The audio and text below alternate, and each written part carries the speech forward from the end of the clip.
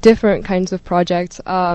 We look at politics in a little bit of a different way than the rest of the magazine. We're kind of interested in doing a lot of like photojournalism stuff and then video journalism. One of the big things that we covered last year was the Ray Kelly incident that happened at Brown. Right. He came in and got basically kicked out of the auditorium. Remember that well? That was a big deal at Brown. So we covered that, and then there was a whole thing on nudity in the upspace, which was covered by Fox News. Brown has a week-long nudity in the upspace event, and that was being covered by Fox News, so we covered that as well. Yeah, that kind of thing. Now, the interesting thing with the Kelly event, that was something we debated a lot. Oh. I'm a free speecher by heart, but I gradually came around to the conviction that if free speech is utilized to supplement fascism, then it ceases to be free speech. Tony had a lot to do with converting me to that approach. That's interesting. It's tough because I come from as old school libertarian First Amendment rights. If I can give your students a choice to go out and read something, there's a gentleman called Nat Hentoff who wrote for the Village Voice for many years. I admire him greatly because, as I like to say, he pissed off everybody. And that's my goal. To piss off everybody? To piss off. This is a guy who pissed off the Catholic Church and the left, so he must have been doing something right. You're a political science major? Political theory. Political theory. How would you describe your personal politics? That's a really difficult question. It's not. I would rather not define my personal politics. Do you have? I mean, is there a candidate that you support or a theory that you support? A theory. To be honest with you, at this point, I'm trying to learn as much about as many different ideologies as I can. No, that's fair enough. And then decide. So you're evolving. Yes. Very much so. As we go through the campaign, are you guys actively covering a lot of aspects of the campaign season? Yeah, we have a special project going on right now, actually, on the Brown Political Review website, which you should check out.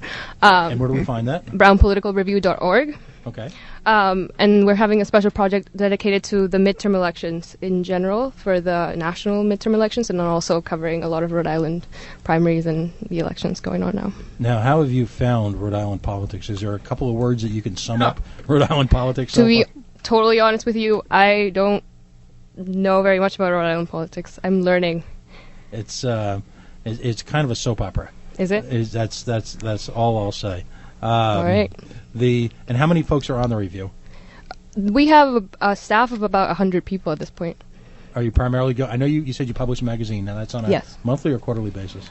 Quarterly. Quarterly basis.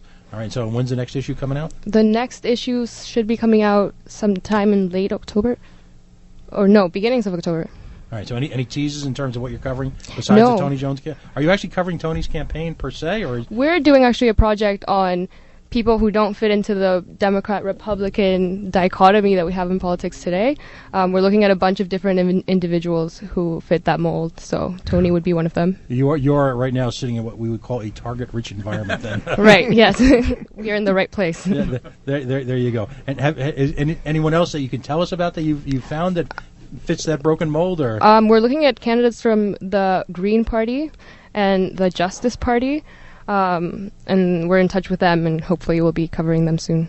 All right, great.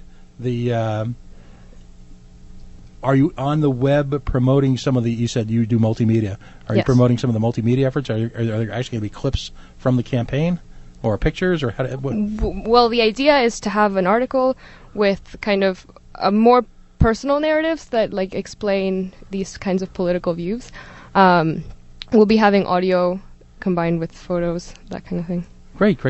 So, in effect, you realize, of course, that by promoting independent candidates, you may inadvertently give them a better chance, or affecting the. As a nonpartisan organization, I would see that as an entirely secondary thing. Right, but you are talking, in a sense, to the voiceless here. I mean, this show represents something of an anomaly. There aren't many radio shows on what we'll call mainstream AM talk radio that openly advocate on behalf of independent parties. We've actually had Green Party people here. Tony's had Justice Party people on his show.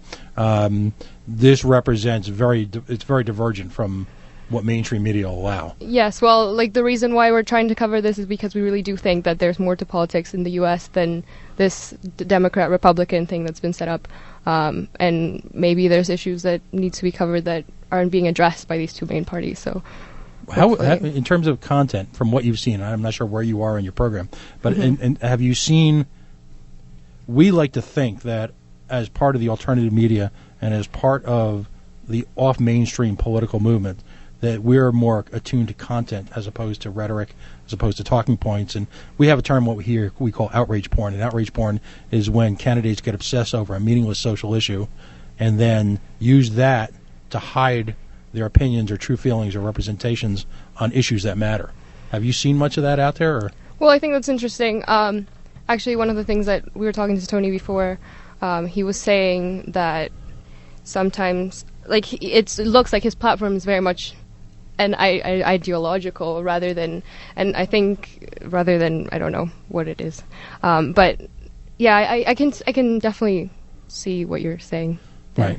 Right.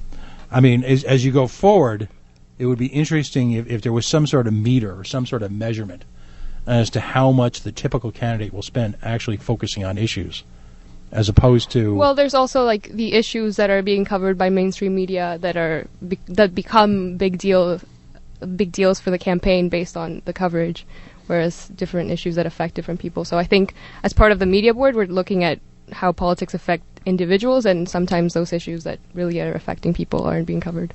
Last question for you. We appreciate you being a good sport, and let's put you on the spot. All right. What issues matter to you personally? I mean, what political issues are most important in your life? I mean, we're in a sense putting you in on the spot here. Yeah. We don't typically talk, other than my daughters, who will tell me nothing. We don't typically get to chat with a lot of folks who attend a major university. You're obviously knee-deep in political thought and political theory. It's tough to get a barometer on what's important to you and who you generically represent as far as college students. What works for you? Well, I don't know if I would be speaking as a university student just in general, but as an immigrant and as someone who's come here from a different country, like, immigration issues are something that I'm personally really interested in.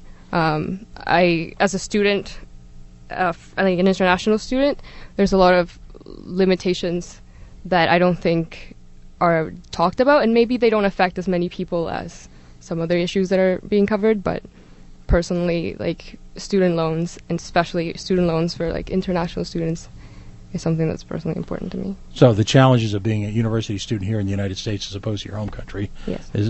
But it's not really a challenge. It's like a great opportunity, but... No, I understand. No, it's it's interesting because in the university community, particularly at the higher levels, international students represent, to be blunt, from an economic standpoint, one of the great growth markets in this country. And I agree. That's true whether you're talking about the Ivy Leagues, where you go to school, or any one of the prominent engineering universities. I mean, it's a critical part because our system is so underfunded. So I hope we get a chance to talk to you again in the future, and thank you for coming in today. All right, thank you. Again, you have been listening to The Coalition. I am the PO taxpayer, PO'd, pissed, whatever, all right?